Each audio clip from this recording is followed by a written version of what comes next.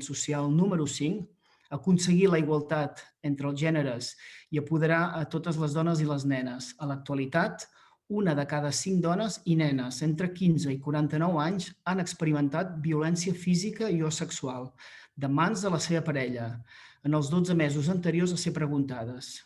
I això sense tenir en compte els casos que no s'arriben a denunciar. Deixeu-me dir, primer de tot, segurament us preguntareu com pot ser que aquest acte el condueixi un home. Doncs mira, no us enganyaré, quan estàvem organitzant aquest acte també vaig dir exactament el mateix. Per què ho ha de fer un home això? Bé, doncs des de Suara el que creiem és que aquesta lluita és una lluita de totes, d'homes i dones, i per això hem de decidir que hi hagi una mínima representació, en aquest cas que seré jo, i que espero estar a l'alçada. Bé, us explico molt ràpidament com anirà la sessió. Primer de tot donaré pas a la Laura Peracaula, que és la codirectora general de Suara, que ens farà la benvinguda. Després parlarem amb 3 persones que han participat en la creació d'aquest node i representants de la Comissió d'Igualtat que ens diran aquest protocol, què és el que inclou i quines polítiques hi han incloses. I finalment podrem escoltar la Mercè Brey, que ens ajudarà a reflexionar sobre la societat en la que vivim i que ens aboca a quelcom tan horrorós, en aquest cas, com la violència contra les dones. Tindrem al final de tot uns 10 minutets perquè a través del xat ens pugueu fer preguntes. Per tant, a mesura que anem parlant i ja us vinguin al cap preguntes, ja les podeu fer perquè les anirem recollint i els últims 10 minuts intentarem contestar-les. Així doncs, donem per iniciada aquesta presentació i dono la paraula a la Laura Peracaula, codirectora general de Suara, que ens ho fa arribar a través d'un vídeo.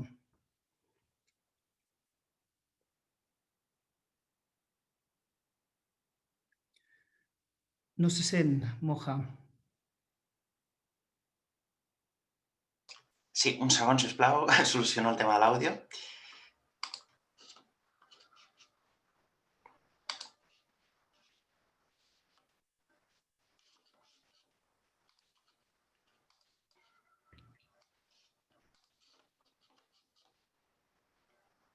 Bona tarda a totes i tots.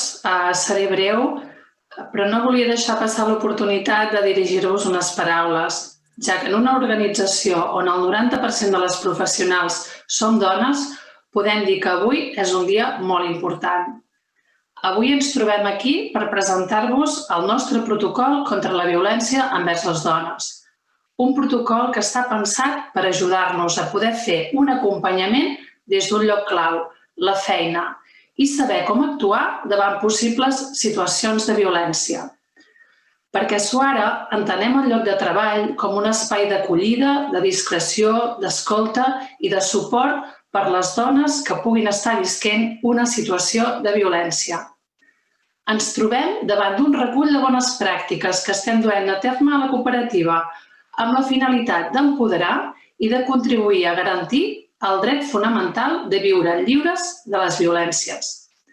No vull acabar sense donar les gràcies a les persones que heu tingut la iniciativa i a totes les que heu fet possible que avui puguem tenir aquest protocol a les nostres mans.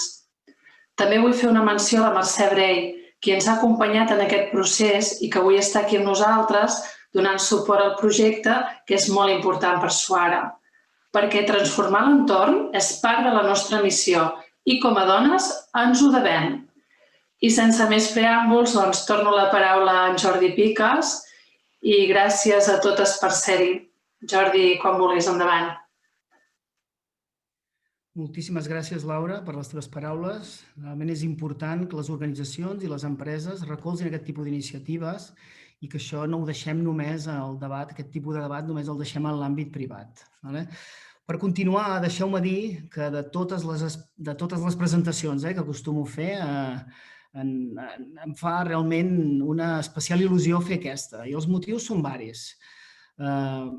Un, primer de tot, és que ha estat un dels nodes d'innovació que ens ha portat més reflexió, tant dins el node, les persones que formaven part d'aquest node, com amb tota l'organització en general.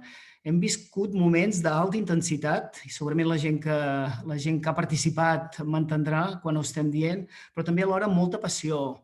Hi ha hagut plors i riures.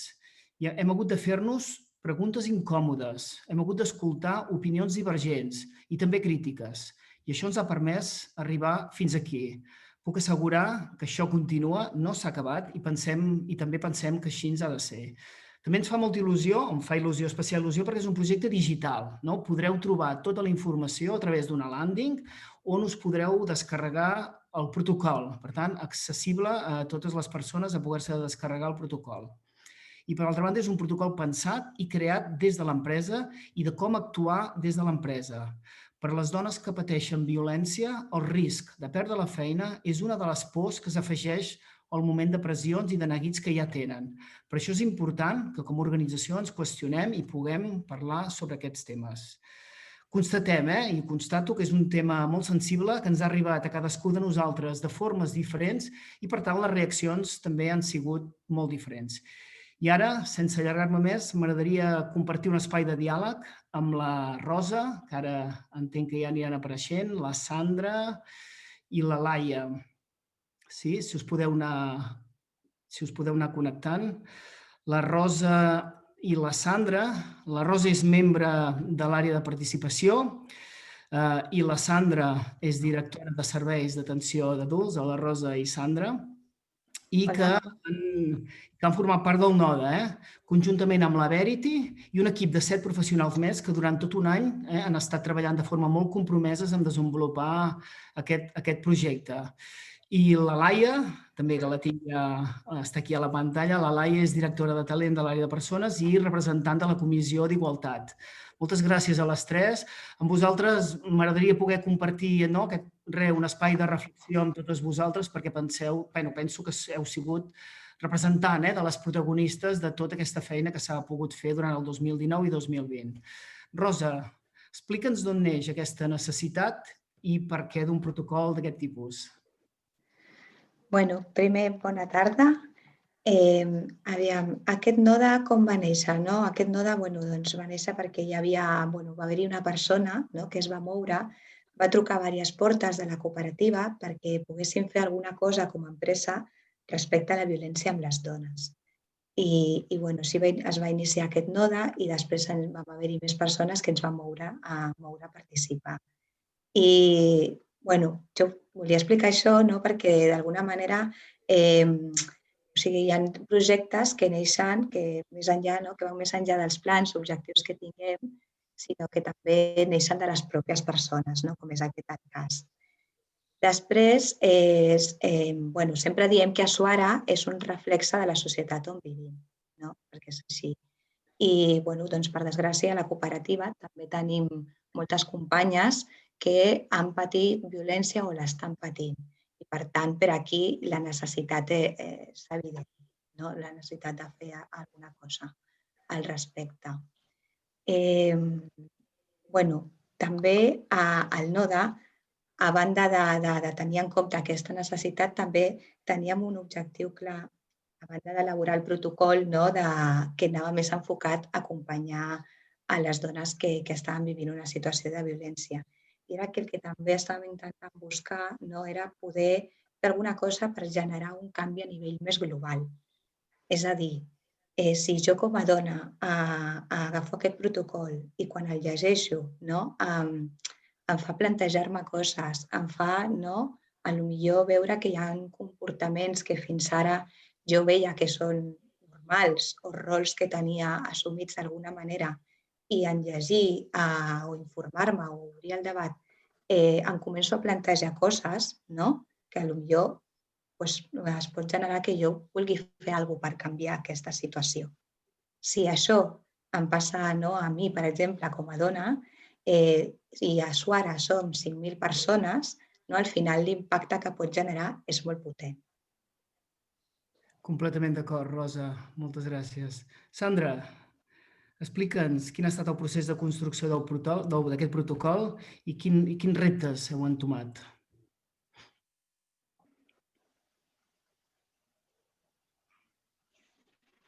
Primer de tot, disculpeu, crec que he tingut un petit problema de so.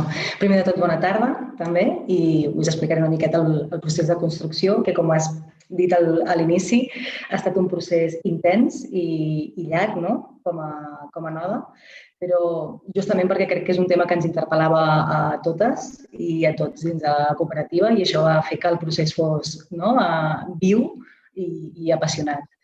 Vam generar molts espais de debat, espais de reflexió, on el gran repte era arribar a un acord i concloure que aquest acord era satisfactori per a tota la cooperativa i que pogués englobar també tota la diversitat que la nostra cooperativa té en el marc de treball.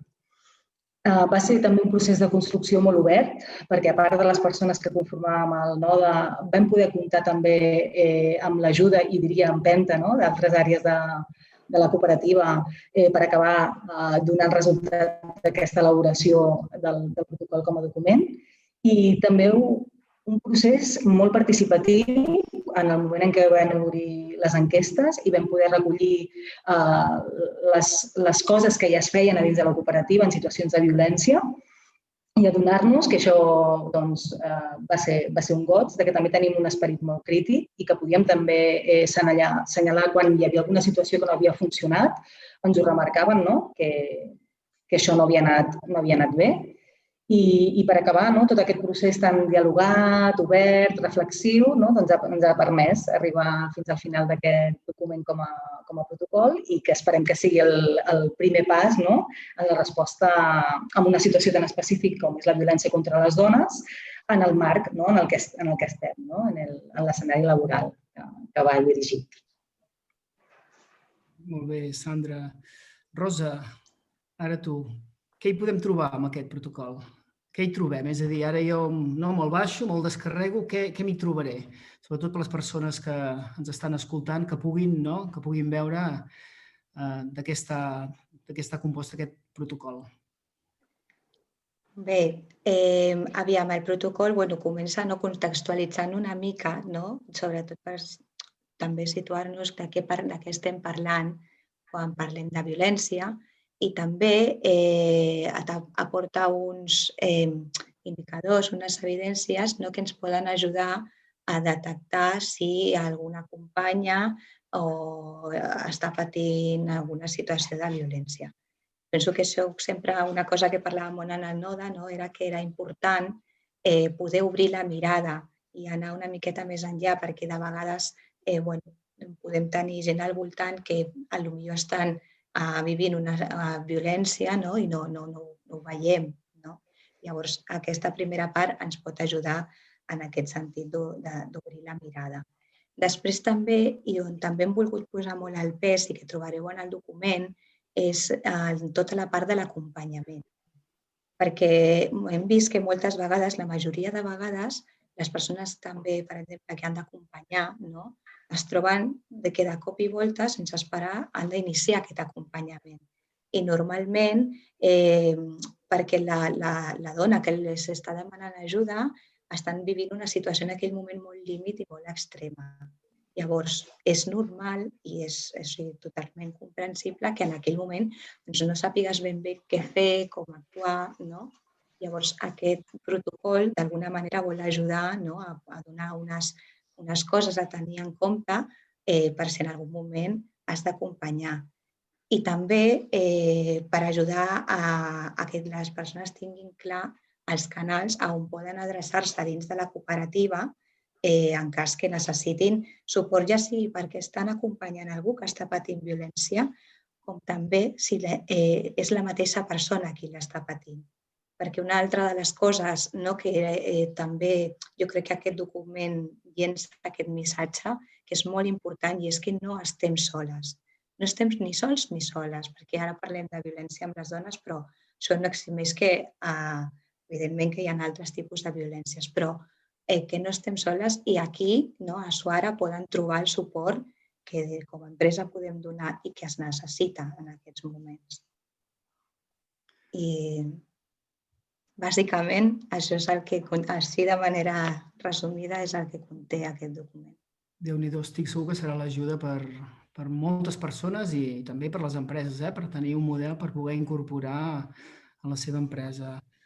Laia, Laia, vols dir alguna cosa més, Rosa? Sí. Bueno, només remarcar que el que ja ha explicat una mica la Sandra, que també conté aquest document a part de l'experiència ja viscuda de la cooperativa acompanyant a persones i les bones pràctiques, que a més, com deia abans, quan et trobes en aquesta situació i no saps ben bé què fer, estan recollides tant aquelles que s'han posat en marxa i han funcionat, com aquelles que també sabem que no són el millor per la persona a la que estem acompanyant.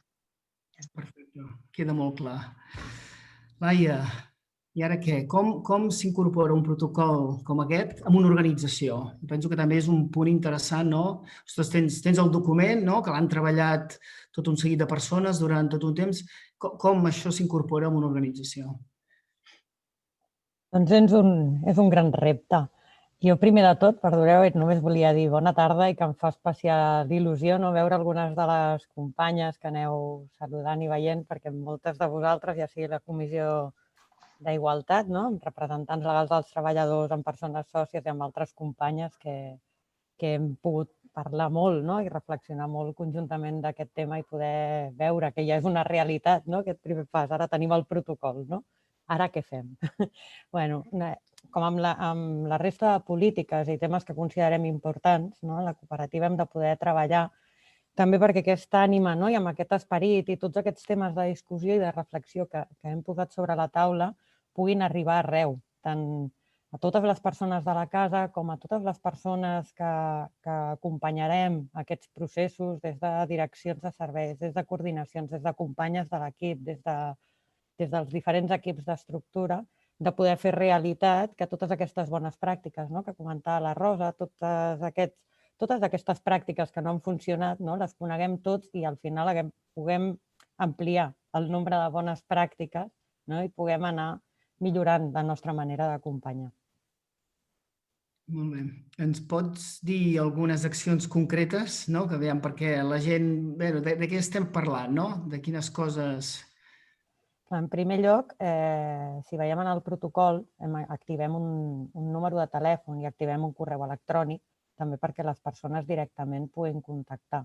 Aquí al darrere d'aquest número de telèfon i d'aquest correu electrònic, que s'activaran avui mateix, i tindrem al darrere un equip de professionals expertes en acompanyament, que són les tècniques de l'equip de persones, per poder iniciar aquests acompanyaments. També, des d'aquest rol que nosaltres tenim a l'àrea de persones, a la cooperativa, que són les tàndem, que fan tàndem amb direccions de servei, també per poder acompanyar els processos d'incorporació de les polítiques de la casa en tots els equips. Doncs també serà un altre tema central en què es pugui treballar des d'aquí. I en darrer lloc també podrem fer tot aquest seguiment des de la Comissió d'Igualtat. Nosaltres la Comissió d'Igualtat la tenim activada perquè com a FUAR estem en el segon Pla d'Igualtat que tenim a la cooperativa. El Pla d'Igualtat actual és del 2018 i ara està finalitzant, acaba el 2021, i de fet de les 3 accions principals on era el protocol de violència masclista, també teníem altres temes més vinculats a iniciativa reforma horària i a la sobrerepresentació de les dones en temes de cura. I són els temes que anem seguint a la Comissió d'Igualtat per poder garantir que anem impregnant tota la cooperativa d'aquesta cultura, d'aquests principis i de posar en marxa aquestes accions concretes i que la lluita és que no ens quedi amb tota la gran feina que ha fet el NODA i de poder-lo posar en marxa i que sigui una realitat en el dia a dia de la cooperativa. Moltíssimes gràcies. Mira, segurament ens podríem passar hores parlant perquè ja ho hem fet. De fet, hem estat parlant moltes hores de com ho hem fet, del que hem fet i del que hem de posar en marxa, però sí que ja el temps se'ns ha acabat. Jo deixeu-me donar-vos les gràcies per compartir aquests espais de reflexió. Us animo que continueu reflexionant, que evidentment no cal que ho digui perquè segurament ho fareu, i sí que dir-vos que el protocol està pensat perquè tothom, totes les persones, totes les empreses us el pugueu descarregar i el pugueu començar a utilitzar. Per tant, moltes gràcies un altre cop i continuarem. I ara deixeu-me continuar. M'agradaria presentar-vos a la Mercè Brey. Crec que la Mercè en breus segons la tindrem aquí a la pantalla. La Mercè ens farà la conferència central sobre la importància de que les empreses dediquin recursos per a aquest tipus d'accions. Hola, Mercè. Ara ja et veig. Bona tarda, Jordi. Bona tarda. Ara ja t'escoltem també. Moltes gràcies. Estava dient que amb el títol de Més enllà del gènere, dibuixant una nova realitat, la Mercè ens ajudarà a reflexionar sobre la societat en la que vivim. Mercè, deixa'm que expliqui una mica el que has fet. La Mercè és experta en diversitat i lideratge incloent. Treballa amb líders i amb empreses que volen mostrar la seva part més autèntica, la que és capaç de transformar i co-crear. Mercè és fundadora i consultora de Blue Transforming Power, que ofereix eines de transformació a persones o organitzacions per arribar a la seva millor versió, sempre amb aquest objectiu de crear una societat molt millor. Ha estat 30 anys a la banca, dedicada a la internacionalització financera de les empreses i ha estat presidenta de la Càmera de Comerç i membre de diferents consells i comissions. Coses més específiques. És coautora d'Alfas i Omegas, el poder del femení en les organitzacions, i també és autora de Sou el millor que us ha passat, Love Yourself, Estimeu-vos, que ens aporta aquesta mirada on aborden la igualtat per arribar a l'èxit. Mercè, et deixo amb tu aquest temps perquè ens puguis oferir la conferència. Moltíssimes gràcies. Gràcies, Jordi, moltes gràcies. El primer, vaig a compartir pantalla per estar aquí amb vosaltres. Us haig de dir que aquesta conferència m'ha costat una mica de preparar, perquè volia parlar de moltes coses, és un tema profundament important i al final vaig decidir que volia reflexionar, que és una cosa que he fet molt amb vosaltres al principi de quan us plantejàveu el protocol i que vaig tenir la sort de poder participar mínimament, i que era reflexionar. Llavors, he pensat que estaria bé que reflexionéssim tots plegats, amb les persones de la cooperativa, sobre com és aquesta societat nostra, una societat que permet i, a més és còmplice de quelcom tan horrorós com la violència envers les dones. Doncs m'agradaria passar per unes petites reflexions, compartir amb vosaltres, per arribar a una conclusió que ja us la dic ara, que és possible co-crear una realitat diferent a la que tenim ara. I per co-crear aquesta realitat diferent és necessari i precís que mirem per què la nostra societat és d'aquesta manera. Així que parlaré una miqueta d'això, del context de com és la nostra societat, parlaré del concepte equilibri i després un parell de reflexions sobre i ara què, o què podem fer. Començo per una característica de la nostra societat, que és el que es diu que som una societat d'incoherència biològica. Mireu, nosaltres com a societat som fruit de les revolucions industrials. Les revolucions industrials que hem patit al llarg de la història ens han transformat i ens han marcat d'una manera molt determinada. La primera revolució industrial és quan vam inventar la màquina de vapor, per exemple. Penseu que vam passar d'estar en contacte amb els animals, de l'atracció animal que ens desplaçava, que feia funcionar l'aigua i els molins, a l'atracció mecànica. Ens vam, per tant, desenganxar d'aquest món animal i això va canviar completament el concepte de la nostra societat. Després vam inventar l'electricitat, que és un altre canvi fonamental en la nostra societat que també ens va desenganxar d'alguna manera de la naturalesa. Ja no portàvem el ritme biològic de quan es fa fosc o quan es fa de dia, sinó que vam passar a una altra manera de fer i també vam començar a produir d'una manera diferent. La tercera revolució industrial va ser quan vam inventar els ordinadors, que és un canvi absolutament transcendent a dintre de la nostra societat. I és important en petites coses. Mireu, ahir vaig anar a l'oculista amb la meva filla i la meva filla llegeix de molt a la vora i mira la tele de molt a la vora. I llavors ella diu que no hi veu bé i que no sé què. Hem anat diverses vegades a l'oculista i ahir vam tornar a anar. I mireu el que ens va dir l'oculista. Diu, veus perfectament, veus absolutament bé, té 20 anys. Diu, com llegeixes? I diu, jo com llegeixo? Diu, però jo li va preguntar, llegeixes? I ella va dir, sí, llegeixes. I com llegeixes? Diu, no, a l'ordinador o en el telèfon i així. Diu, doncs per això et costa tant de veure. Diu, perquè quan llegíem en paper abans, no? Quan llegíem en paper abans dels ordinadors i això, fèiem una cosa, em trec les ulleres perquè em veieu. Però tu quan passaves fulla, parpellejaves. Ara no. Quan estem davant dels ordinadors o davant de la televisió, per captar encara més, el que fem és obrir més els ulls i parpellegem molt menys. Això què fa? Que tinguem una llàgrima molt més debilitada. I això fa que no oxigenem els ulls, etc. Amb això què us vull dir?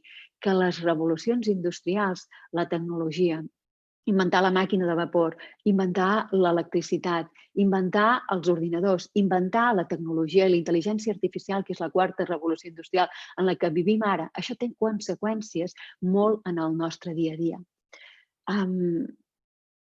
Les revolucions industrials ens han conceptualitzat amb una cosa que diem que nosaltres, amb una visió que diem mecanicista. Què significa una visió mecanicista? Una visió mecanicista significa que ens veiem a les persones com a màquines.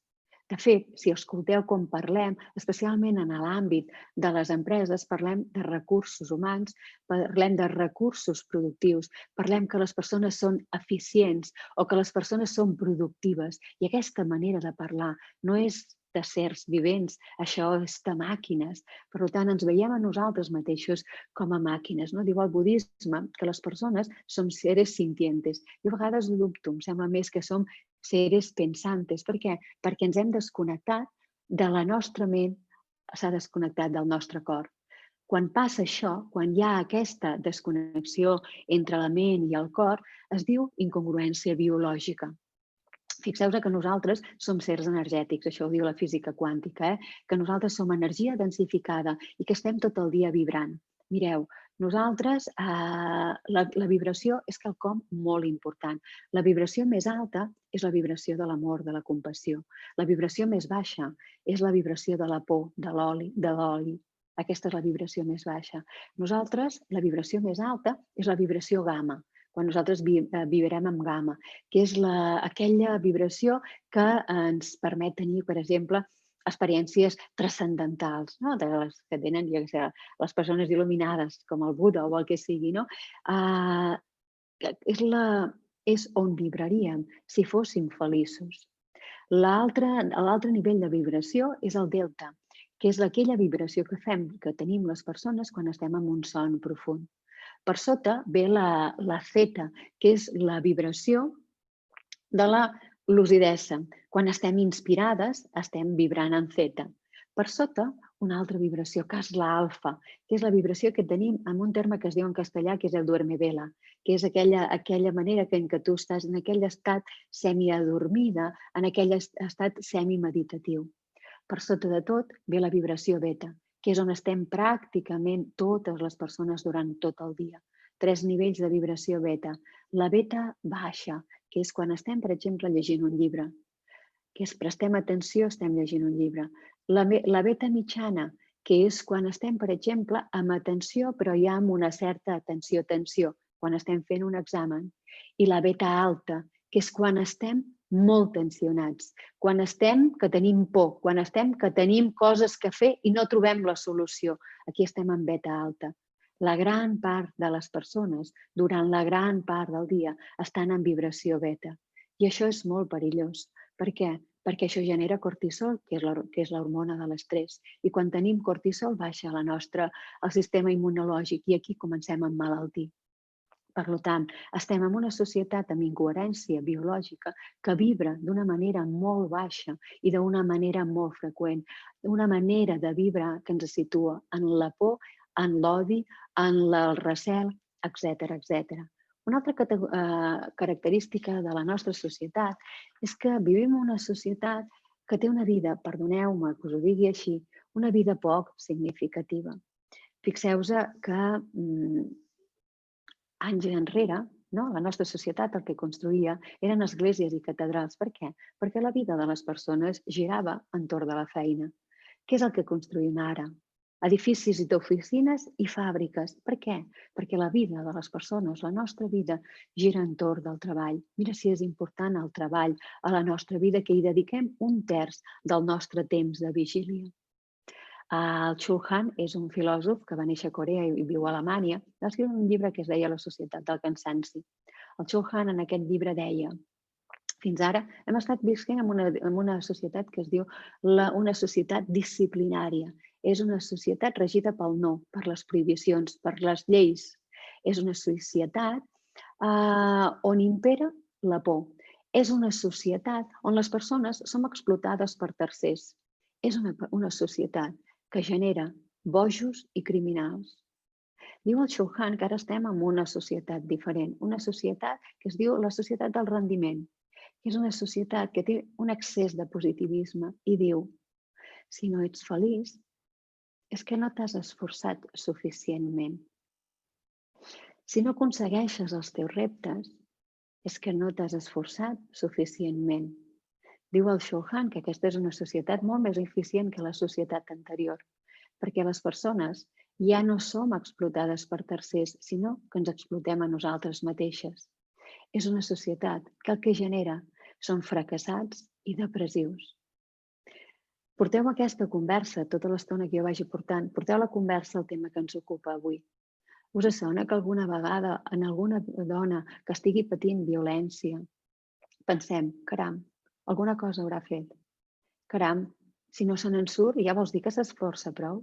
Jo n'he sentit de comentaris cruels com aquests i estan en el context d'una societat que té una vida poc significativa, perquè està absolutament la seva vida, la nostra vida, gira entorn al pal de paller que és la feina. I quan aquesta feina no és significativa, què vol dir que no sigui significativa? Que no és una feina, que jo la faig perquè sigui transcendent, perquè millori la vida de les altres persones, perquè acabi millorant la vida de la societat. Quan aquesta vida professional no és plantejada així, passen coses com les que hem comentat.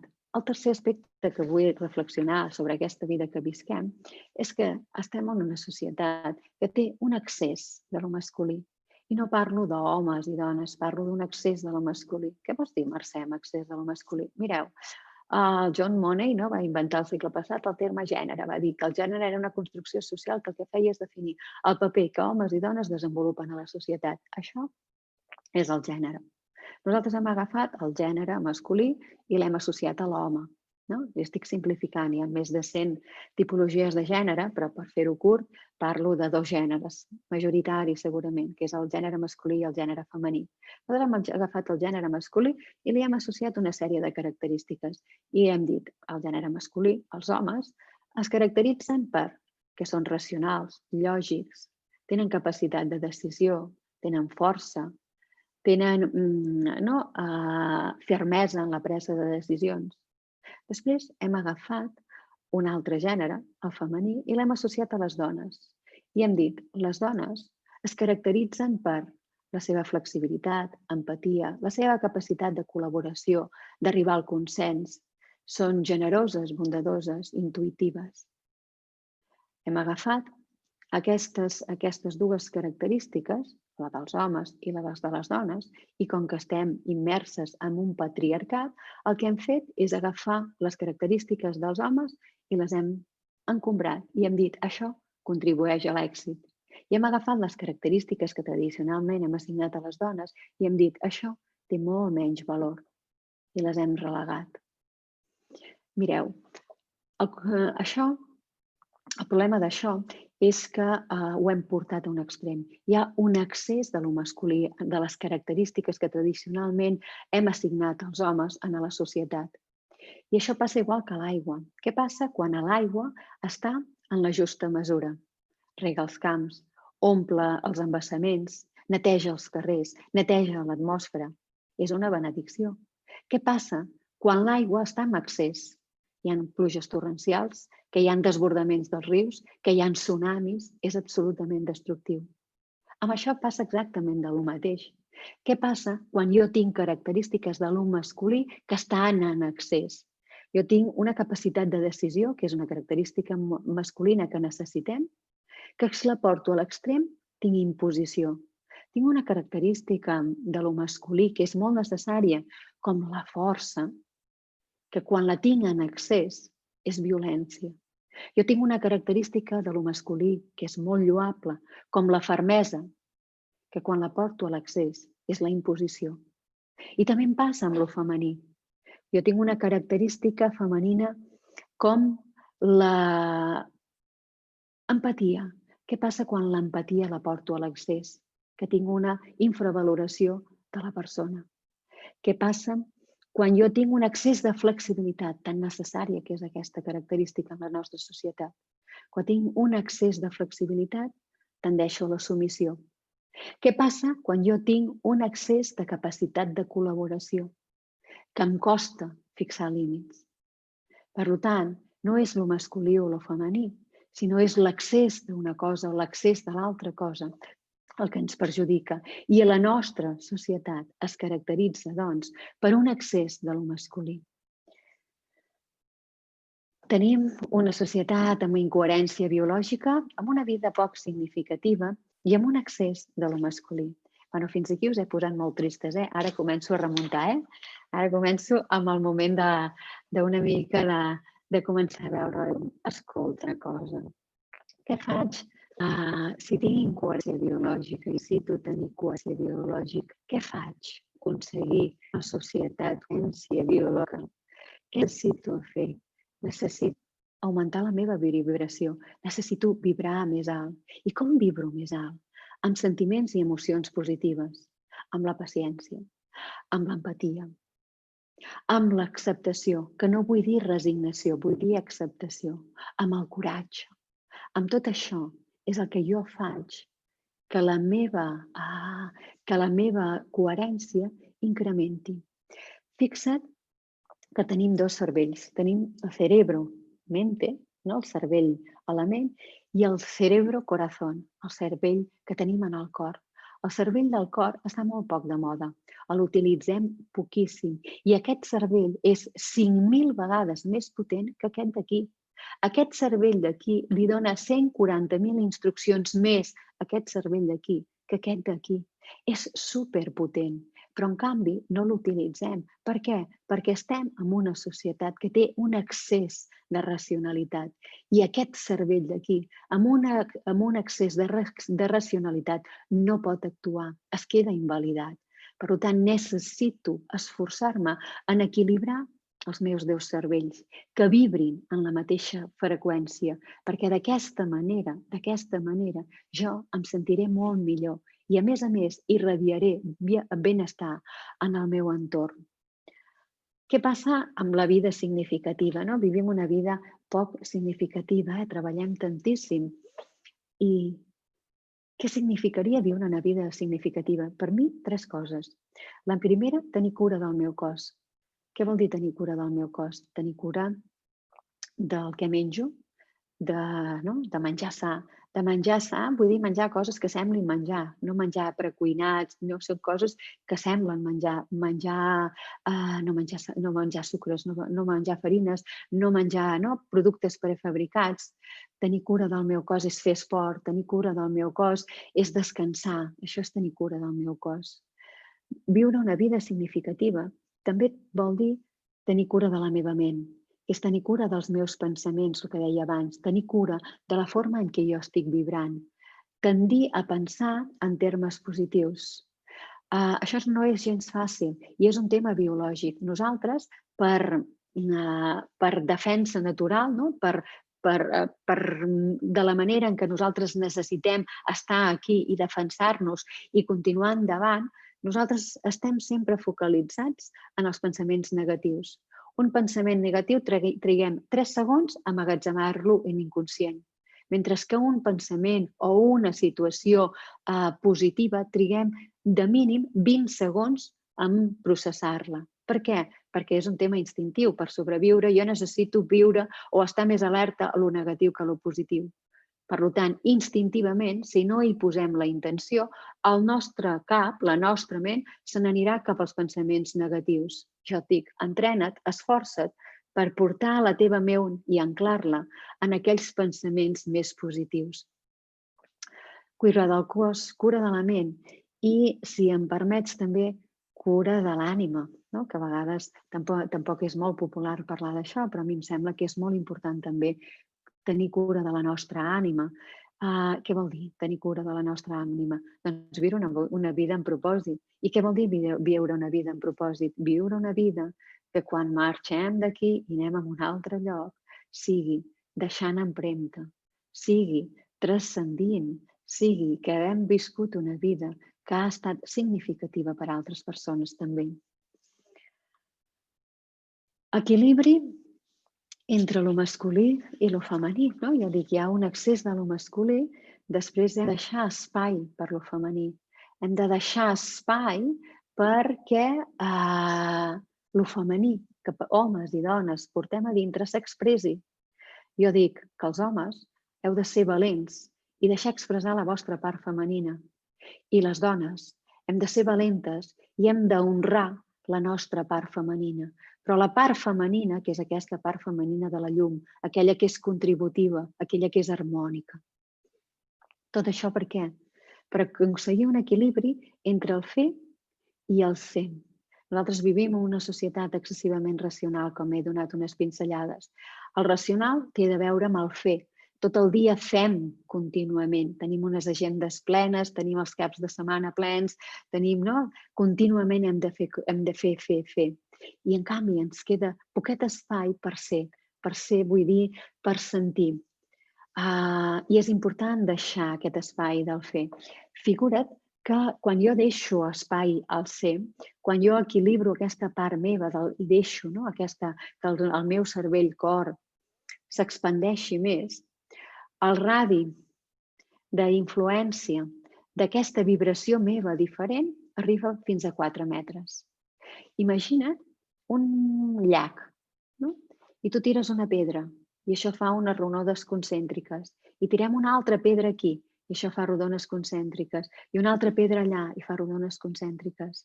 Imagina't que aquestes rodones concèntriques, jo he vist a vegades jugant a les pedretes, s'enganxen i fan una rodona molt més grossa. Aquesta és la proposta. Aquesta és la proposta. Equilibra entre el teu fer i el teu sentir, entre el teu fer i el teu ser, entre el teu fer i el seu estar, que són els mateixos verbs. Per què? Perquè hi puguis irradiar, som sers energètics, estem en contínua vibració, perquè puguis irradiar aquesta congruència entre la ment i el cor. Perquè quan tu irradies i una altra persona irradia i es connecten aquests camps d'irradiació, això produeix un efecte que es diu ressonància mòrfica, que vol dir que automàticament aquests camps no és que sumin, sinó que multipliquen. Baixo ja a aterrar del tot, no? Escolta, Mercè, això potser em sona una mica com molt elevat, no? Què faig, no? Com és co-crear una nova realitat des del meu dia a dia? Doncs jo crec que hi ha dues parts. Una part té a veure amb la responsabilitat individual. Els canvis les fem les persones. Quan les persones canvien, les coses canvien. No es pot fer d'una altra manera diferent. Jo crec que és treballar el nostre equilibri una miqueta, tot el que estava compartint amb vosaltres fins ara. Equilibri del fer i del ser. Equilibri del fer en el context en el que estem parlant avui, per ajudar a rebutjar, per ajudar a condemnar, per ajudar a no tolerar, per ajudar a fixar límits a aquesta violència.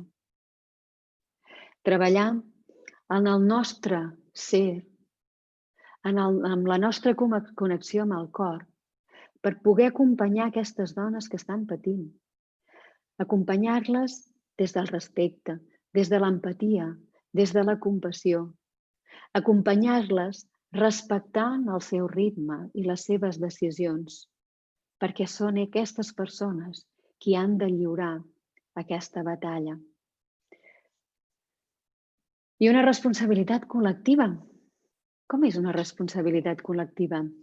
És creant el que s'anomena una zona de seguretat psicològica. Què és una zona de seguretat psicològica?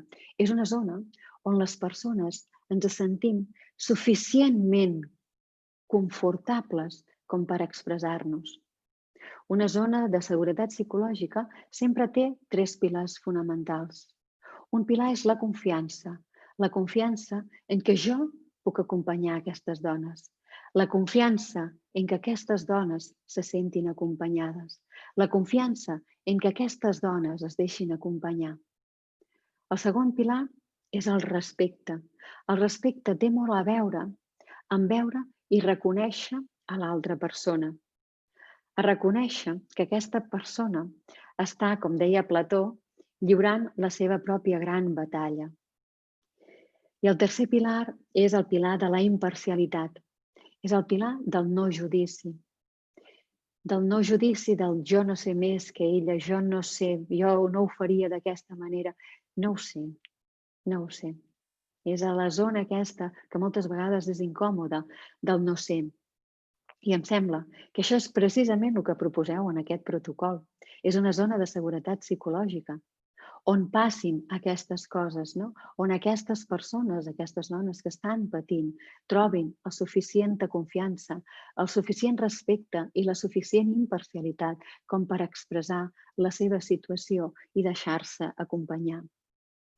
Em queda només parlar d'una eina que em sembla que és absolutament transformadora, que és la paraula, perquè la paraula crea realitats. La paraula és absolutament meravellosa, no? Perquè crea, i ho sabem, no? Realitats. Una sola paraula ens pot portar a la glòria i una sola paraula ens pot portar al més profund dels inferns. Una paraula també és vibració. La paraula, no? És una vibració i per expressar-se necessita d'un instrument, que és la veu. Jo crec que moltes vegades la veu de les dones que han patit i que pateixen violència s'expressa amb un crit. I jo espero que aquest vostre protocol sigui un espai on la veu i la paraula de les dones es faci escoltar. Per tant, enhorabona per la proposta que presenteu avui i per tot el camí que teniu per endavant. Moltes gràcies, Jordi. Moltíssimes gràcies, Mercè. La veritat és que ha sigut molt inspirador. Vaig directament a les preguntes que tenim al xat. Sí, primer de tot deixa'm dir-te que hi ha molts comentaris, que feliciten la teva presentació, la Isidra, la Mar, la Sandra. Molta gent agraeix la presentació, diu que li està encantant. Llavors hi ha comentaris com treballar en el nostre ser, el nostre equilibri, on som responsables, confiança, respecte i no judici. Aquesta és la seguretat psicològica, la paraula, el llenguatge crea realitats. La Redmi ens fa aquest comentari. La Mònica ens diu, falta treballar l'espontanietat. Mercè, aquesta va per tu. Ens falta treballar l'espontanietat. Sí, totalment. En un món racional com el nostre, que tot està controlat i tot està mesurat i tot està medit i tot està observat, l'espontanietat és igual que el sentit de l'humor. Són aspectes i són qualitats que tenim poc treballades segurament en una societat com la nostra i que ens ajudarien a vibrar més alt, per dir-ho d'alguna manera. Totalment. És una de les qualitats que ens ajudaria moltíssim en aquest procés de construcció d'una nova realitat, sens dubte. Llavors aquí no és una pregunta, és un comentari. Diu, buenas tardes, mi nombre es Ángela Ruiz, treballadora de Suara y voluntaria de la Fundació Ana Bella y referente del Grupo Internacional Amigas en Red. Les envío mi enhorabuena por tener en cuenta el tema de la violencia de género. Ella ens deixa el seu correu per si en qualsevol moment ens volem posar en contacte amb ella i ens dona les gràcies. Aquest és un comentari. En tenim un altre. L'Elisabet, aquest entenc que va directe a mi, que diu, buenas tardes, estoy viendo el vídeo y ahora mismo sin acceso a audio, podría ver la presentación de nuevo. Sí, doncs la veritat és que ho estem gravant i en breu el podreu tornar a veure aquesta presentació a la web de Suara. La Mar Deus ens diu, per la Mercè Brey, fantàstica xerrada, com creus que la pandèmia ajuda a transformar aquesta realitat? Estem una mica més a prop del ser que del fer. Gràcies. Mira, Marc, jo crec que no, a part de les 4 revolucions industrials que ens han col·locat com ens han col·locat com a societat, aquesta 4a revolució industrial, la tecnològica i la intel·ligència artificial, té una altra característica, no ve sola, aquesta revolució industrial. Jo crec que ve acompanyada d'un altre tipus de revolució, una revolució que nosaltres li diem la revolució de la consciència. És aquesta revolució que ens fa estar preocupats pel medi ambient, que ens fa estar més preocupats per la cura nostra, no? O sigui, per fer meditació, per fer ioga, per fer cura de la nostra alimentació, coses que he anat dient al llarg d'aquesta xerrada. No? Per tant, crec que això és una apertura que tenim al damunt de la taula.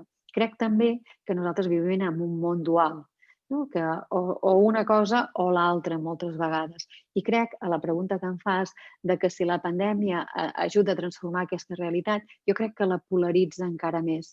Jo crec que les persones que tenim en compte que aquí també hi ha una altra cosa, no? Que hi estem més afins a aquesta revolució de la consciència, en aquesta presa de consciència de que vivim en un món que hem de cuidar, de que vivim amb persones que les hem de veure, de que vivim amb persones que cadascuna és diferent i que necessitem que aquestes persones se sentin incloses, com necessito jo sentir-me inclosa a dintre d'aquesta societat. Jo crec que en aquest col·lectiu de persones, que també considero que cada vegada en som més, la pandèmia ens ha ajudat a despertar encara més i ens ha ajudat a posar més en valor aquesta part del ser. Jo crec que ara estem parlant en un context on hi ha moltes persones que estan entenent el que estic dient, persones que estan properes en aquesta revolució de la consciència i en aquestes ganes de deixar aflorar encara més aquesta part nostra del ser. I també és veritat que hi ha tot un grup de persones que estan, jo dic encara en l'altre paradigma, que estan més agafades en el tema del fer i que la por, l'amenaça, la incertesa, la complexitat fan que es tanquin més i que encara siguin segurament més intolerants. Per tant, es tracta de decidir cap on vols anar.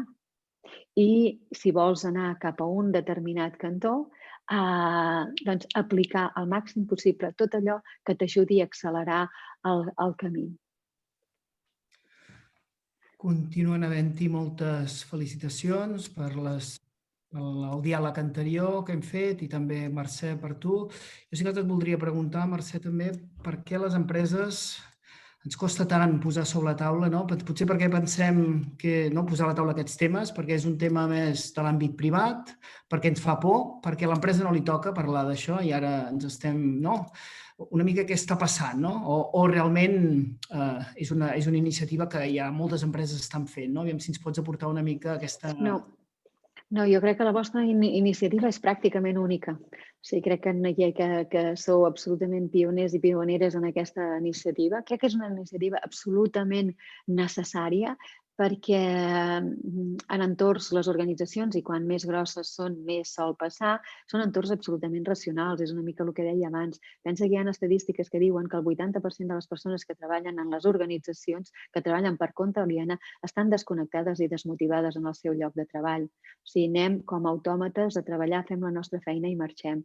En un entorn com aquest és molt difícil fer plantejaments com el plantejament que heu fet vosaltres. O sigui, jo crec que aquí ha obert un camí superinteressant i supernecessari. Les persones en els entorns laborals hi passem un terç de la nostra vida. Llavors, és important que aquests entorns laborals prenguin la sensibilitat de que això existeix, de que això és el dia a dia i que la persona que està patint això és la mateixa persona que a les 8 del matí fitxa i entra a treballar a la teva empresa. És la mateixa persona. No som dues persones diferents que tenim una vida professional i una vida personal. No és així. Són persones 360 graus que portem el nostre patiment i la nostra ditxa a dintre i a fora de l'empresa. Per tant, em sembla del tot necessari que les empreses apostin per iniciatives com les vostres. Són iniciatives que el que ajuden és a que aquests entorns empresarials tan rígids siguin cada vegada una mica menys rígids, que siguin una mica menys racionals i una mica més emocionals, una mica més equilibrats entre el fer i el ser. Tant de bo moltes empreses prenguin nota del que vosaltres avui esteu proposant aquí. Gràcies, Mercè. Veig que hi ha més comentaris. Aviam si aquí n'hi havia un, que si no ho entenc malament, ens diu quin és el repte és l'educació dels infants, com es pot canviar aquest accés de lo masculí a través de l'educació i com educar l'equilibri entre el ser i el fer. Mira, aquesta pregunta és una pregunta de les que a mi m'ocupen molt, perquè penso que hem d'invertir molt en les noves generacions, hem d'invertir molt en els nostres nens i nenes, joves i joves, no? I hem de parlar molt d'això. Hem de portar molt aquesta conversa a les escoles. Hi ha escoles que ho fan, hi ha moltes escoles que estan fent molt bona feina, però necessitem fer-ne molta més d'aquesta bona feina. Hem de treballar tot aquest tema que li diem les barreres a la diversitat, que són els estereotips, que són els prejudicis, i que un estereotip i un prejudici sumat acaba sent una discriminació. Hem de portar a les escoles els biaixos inconscients, que són aquests comportaments automàtics que tenim, que els portem tatuats perquè són construccions socials. No és allò que és que les nenes són molt emocionals, és que els nois són molt valents. O sigui, converses d'aquest tipus, hem de reflexionar sobre aquestes paraules. Ens hem de fixar, per exemple, en el reggaeton, no? Perdoneu que sigui tan simple, però una música com el reggaeton, que té la lletra que té, és quelcom que a les escoles hi hauríem de parlar, perquè el cervell dels nanos, i ho sabeu millor que jo, entre els 11, 13 fins als 14 anys és absolutament plàstic. I el reggaeton no li agrada a la gent de 18, els de 18 el ballen, però el que els crida l'atenció són els nostres nens i nenes entre 11, 12, 13 anys. I aquests missatges queden gravats en l'inconscient i formen aquestes respostes automàtiques que sortiran més endavant. Llavors és absolutament necessari treballar aquests conceptes dintre de les escoles, totalment. Gràcies, Elisabet, per aquesta pregunta que ens has fet de l'educació. Tenim un altre comentari. És molt important la solidaritat, suposo, entre nosotros y unirnos para luchar contra la violencia de género. Això ens ho diu l'Àngela, fa un comentari. La Mar també ens diu com crear la paraula a través de la tecnologia sense perdre aquesta vessant emocional. No entenc que aquí és com podem avançar amb la paraula i quin paper té la tecnologia aquí, com ho podem fer per trencar aquestes barreres que sembla que tenim. Mercè, aquesta va per tu. Sí, de la tecnologia en podríem fer un capítol. De la tecnologia i la paraula, la tecnologia i els biaixos de la tecnologia, en podríem fer un capítol. Dues referències per si li serveix a la persona que parlem. Una és, quan estem programant tota aquesta intel·ligència artificial, etc., amb la paraula, hem d'anar amb cura amb el que estem posant a dintre de les màquines. Per què? Perquè segons qui està programant això, hi ha molts estudis al respecte, estem posant els mateixos biaixos que hi ha a la societat, estem posant aquests biaixos a dintre de les màquines. M'enteneu? O sigui, de la construcció, de la manera que jo he construït els biaixos a la societat, si no tinc cura en el moment en què estic programant aquestes màquines amb intel·ligència artificial, el que faig és transmetre aquests mateixos biaixos aquí dintre. Una altra conversa, aquesta seria una conversa seria la tecnologia no ens ha d'apropar, ens ha d'allunyar. O sigui, hem d'entendre una cosa, la tecnologia és un mitjà, no és una finalitat, és un mitjà. I és un mitjà que ens permet també connectar entre nosaltres. De fet, aquesta xerrada potser no la podríem, tothom no hi hagués pogut estar si no haguéssim tingut aquesta tecnologia. Llavors hem de vigilar que aquesta tecnologia sigui això, un canal, que és el que és. I nosaltres ser els conductors i les conductores d'aquest canal. Això és important, reflexionar en aquest aspecte. Faig un petit aclariment. Abans sí que és molt important la sororidad, que jo no ho he dit. Entre dones, sí.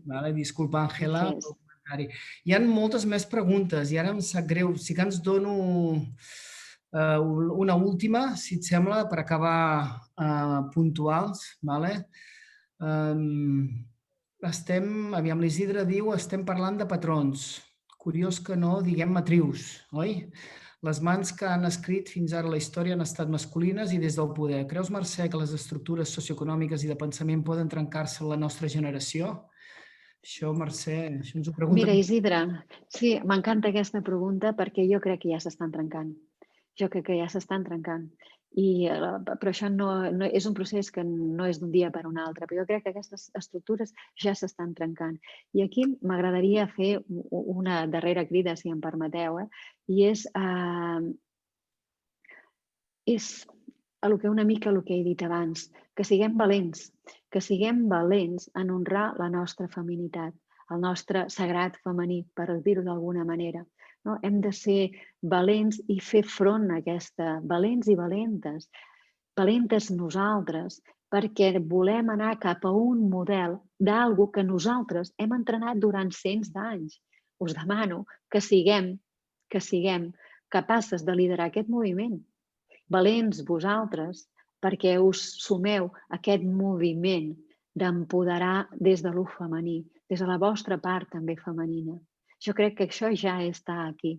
Jo crec que és allò, quan vaig estar a Islàndia i vaig anar a aquelles grans glaceres i tires una pedra i comences a veure unes esquerdes. Jo crec que aquestes esquerdes ja estan fetes, però som nosaltres, com a societat, qui hem de liderar aquest moviment, perquè hi ha molts interessos perquè això no passi. Per tant, si volem que realment hi hagi una nova realitat molt més equitativa, molt més tolerant, molt més humana, és quelcom que nosaltres hem de provocar. Moltíssimes gràcies, Mercè. Hi ha preguntes que ara no podem contestar, però són les 6 i 2 minuts i la veritat és que ens agrada ser puntuals. Mirarem de poder donar resposta a algunes d'aquestes preguntes. Laia, Rosa i Sandra, moltíssimes gràcies per compartir aquest espai amb tots vosaltres. Dir-vos que un altre cop teniu el protocol a la mà, no? Us ho podeu baixar i esperem que pugui ser, que aquesta transformació, que en aquest cas podem començar des de les empreses, també puguin impactar el dia a dia a totes les persones perquè puguem gaudir d'una societat sense violències. Moltíssimes gràcies a totes i fins la propera. Gràcies. Moltes gràcies.